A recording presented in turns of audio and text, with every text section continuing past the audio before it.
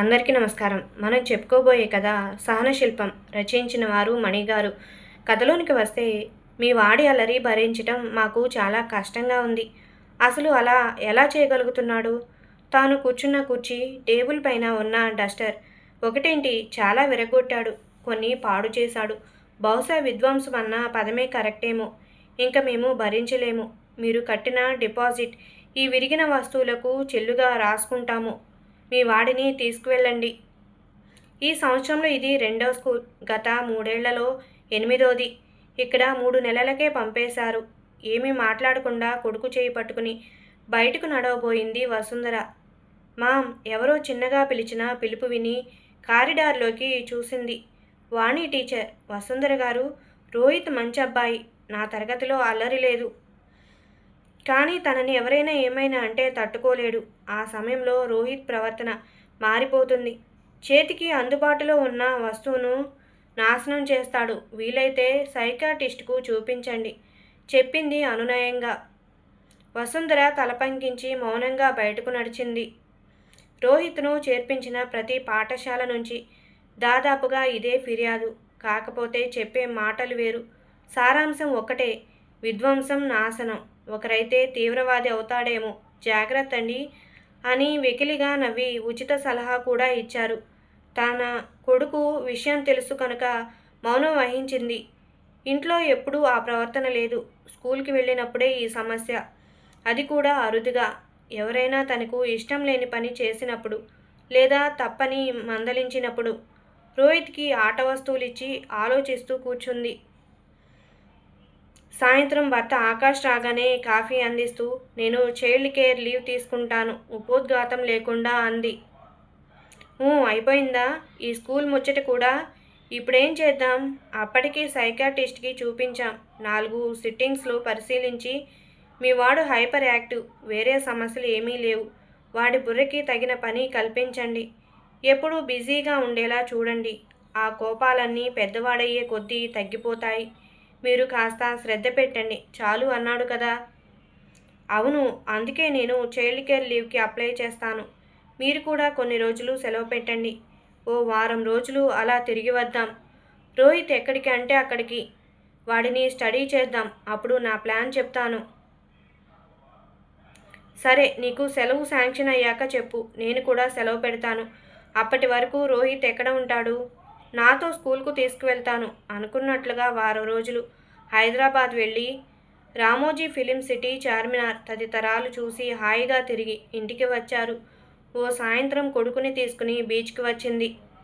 అక్కడ కొందరు విద్యార్థులు సైకిత శిల్పాలు ప్రదర్శన కోసం తయారు చేస్తున్నారు. రోహిత్ ఆసక్తిగా గమనిస్తున్నాడు. రోహిత్ ఆసక్తిని పట్టించుకోకుండా బరబరా తీసుకుపోయి కెరటాలు కాళ్ళకి తగిలే చిన్న కొండరాతి దగ్గర కూర్చోపెట్టింది. కన్నా, స్మైల్, సెల్ఫీ తీసుకుందాం. రోహిత్ అక్కడ ఉన్న చిన్న రాయిని తీసుకుని ఆ పెద్ద రాతికేసి కొట్టాడు. ఎంత బలంగా కొట్టాడంటే ఆ చిన్న రాయి తునాతునకలయ్యింది. మౌనంగా తనే రాయిని అందించింది వసుంధర. ఈసారి కొంచెం పెద్దది. తల్లివైపు ఓసారి చూసి మళ్ళీ అంతే బలంతో విసిరాడు. దీనికి కూడా అదే గతి పట్టింది. కొడుకు వైపు చూసి నవ్వుతూ, ఇక పోదామా అంది. రోహిత్ కూడా నవ్వేసి సరే అన్నాడు. రోహిత్ ఇసుకతో బొమ్మలు చేయటం చేశావు కదా. ఏ కాస్త అశ్రద్ధగా ఉన్నా ఏమవుతుంది? అయ్యో, బొమ్మ విరిగిపోతుంది. నేరుగా ఒక విశ్రాంతాచార్యుడు శిల్పాలు చెక్కటం నేర్పే కార్యశాల దగ్గరకు తీసుకుపోయింది. అక్కడ అనేక రాతి శిల్పాలు ఉన్నాయి. కొన్ని అందంగా ఉన్నాయి. మరికొన్ని చేతులు, ముక్కు వంటి అవయవాలు తెగున్నాయి. రోహిత్ అన్నిటినీ పరిశీలిస్తున్నాడు. రోహిత్ దగ్గరకు గుబురు గడ్డంతో ఉన్న ఆ శిల్పాచార్యుడు వచ్చారు. నీకు శిల్పాలు చూడటం ఇష్టమా, చేయటమా ప్రశ్నించారు. రోహిత్ పలకలేదు. ఈ బొమ్మలకు ముక్కు, చేతులు ఎందుకు పెట్టలేదు? తిరిగి ప్రశ్నించాడు. బొమ్మ చెక్కుతున్నప్పుడు ఎంతో శ్రద్ధగా ఉండాలి. ఒక్క క్షణం ఏమరపాటుగా ఉన్నా ఇదిగో ఉలి తగిలి ముక్కో కన్నో వంకర పోతాయి. ఓహో, నేను కూడా చెక్కనా? నేర్చుకుంటావా? సరే రా. వసుంధరను అక్కడే ఉండమని సైగ చేసి రోహిత్ను తీసుకుని పక్కనే ఉన్న ఆశ్రమంలోకి వెళ్ళారు. అక్కడ ఉన్న విద్యార్థులు ఈ చిన్ని శిష్యుని వైపు ఆసక్తిగా చూశారు. అవేవీ పట్టించుకోలేదు రోహిత్. గురువుగారు పనిముట్లు చూపించి వివరిస్తుంటే తన చిట్టి చేతులతో వాటిని తాకి ముద్దు పెట్టుకున్నాడు. కొడుకు ఏం చేస్తున్నాడో అని వెనుకగా వచ్చి చూసిన వసుంధరకు ఆ దృశ్యం ఎంతో నచ్చింది. గురువుగారి పర్యవేక్షణలో ఉలి, సుత్తి చేతిలోకి తీసుకున్నాడు. వాటిని సరిగ్గా ఎలా పట్టుకోవాలో, ఎలా ఉపయోగించాలో వివరించారు. కాసేపు అక్కడ వృధాగా పడి ఉన్న రాళ్లపై సాధన చేశాడు. ఈ రోజుకు చాలు, నీ వేళ్ళు కందిపోతాయి. నీకు అంతగా ఇష్టంగా ఉంటే రేపు ఉదయమేరా అన్నారు గురువుగారు. సరేనని అమ్మతో ఇంటికి బయలుదేరాడు. రోహిత్ ఒక విషయం అడుగుతాను, చెప్తావా? ఏంటన్నట్లు చూశాడు.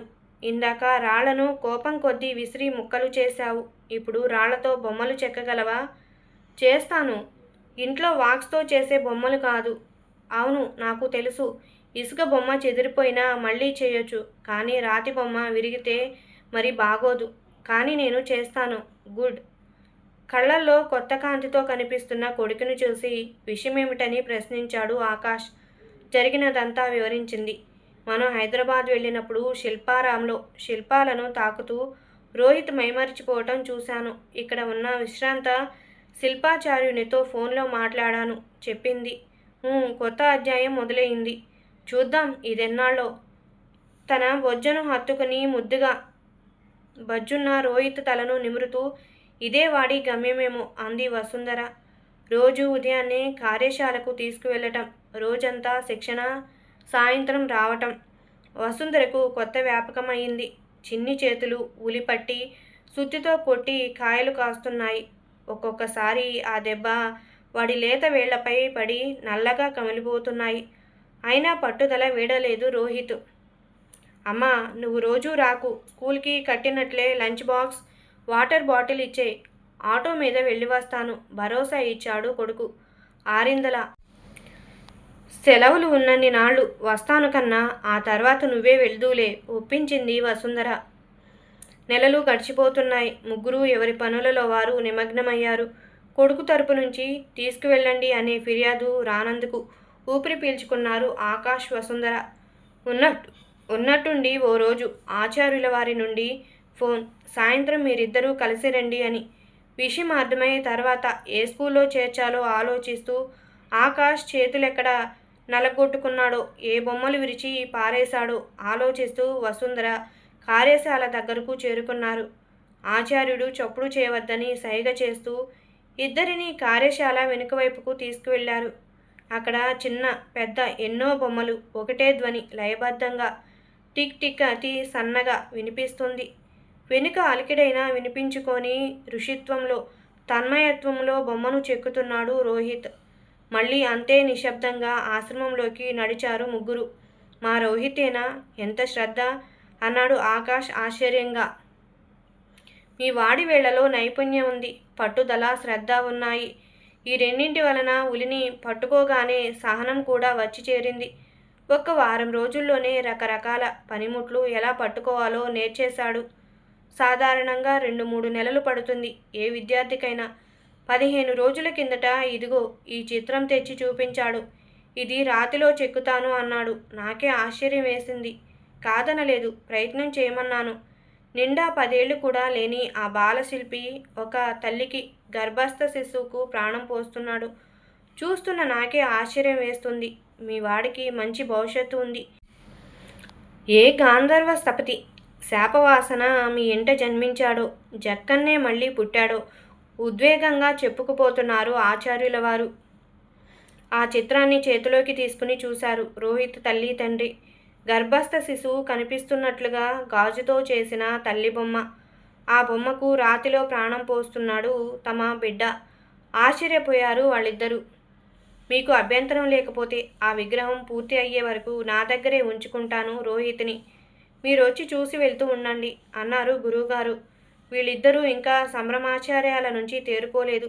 అలాగేనని తల ఊపి వచ్చేశారు. 3 నెలలు గడిచిపోయాయి. ప్రతి వారం నిశ్శబ్దంగా చూసి గమనించి వస్తున్నారు. అసలు తమ రాకని పట్టించుకోకుండా, తమ ఉనికి అక్కర్లేకుండా చేసే పనిలో నిమగ్నమైపోయిన రోహిత్ని చూసి ఒక దశలో ఆందోళన కూడా పడ్డారు. విగ్రహం పూర్తయింది.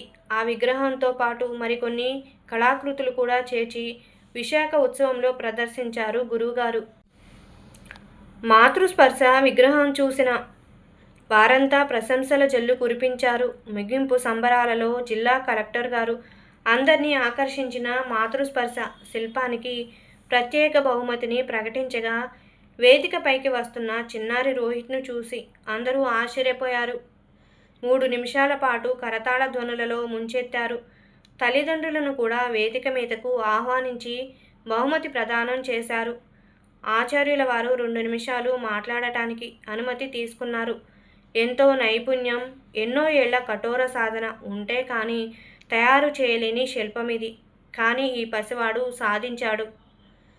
ఎంతో ఏకాగ్రతతో, శ్రద్ధతో మలిచాడు. ఒకనాడు ఇదే పసివాణ్ణి ఎన్నో పాఠశాలలు విధ్వంసకారునిగా ముద్రవేసి తరిమేశాడు.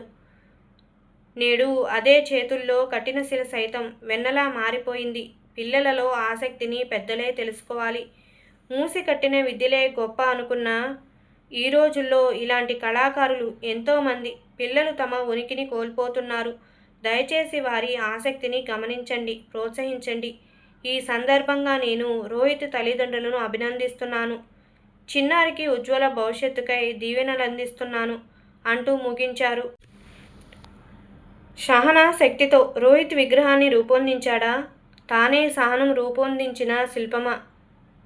కళలు కూడా విద్యలే, సాంస్కృతిక వారసత్వ సంపదలే. మన పిల్లలే ఆ సంస్కృతికి వారసులు. సహన శిల్పాలు. పెద్దలు ఆలోచించండి. ఇంతటితో ఈ కథ సమాప్తం. ఈ కథ నచ్చినట్లయితే లైక్ చేయండి, షేర్ చేయండి, సబ్స్క్రైబ్ చేసుకోండి. Thank you.